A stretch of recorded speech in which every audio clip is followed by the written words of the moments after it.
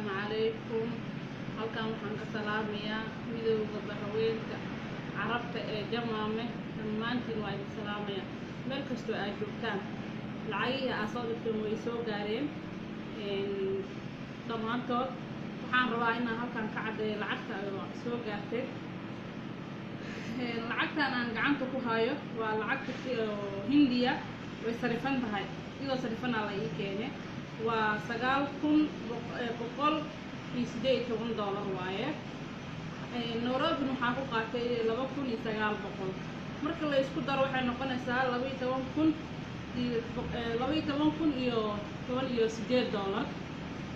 lacagtaas kulli way soo gaartay waxaan rabaa inaan idiin sheego inaan lacagta helay waa gabadha cibaadada shacabka Sheekh Nuur hooyo marka ma hadda ilama joogto isbitaalka maanta geeyay qolooyinka isbitaalka ay ka xareeyeen waxaan rabaa marka inaan idiin sheego waan mahadsantihiin dhammaantiin waana idin salaamayaa meesha aad ka soo bixiseen lacagtaan ilaahay waxaa idinkaga baryayaa bedel khayr qabo ilaahay idinkugu bedelo. Assalaamu calaykum.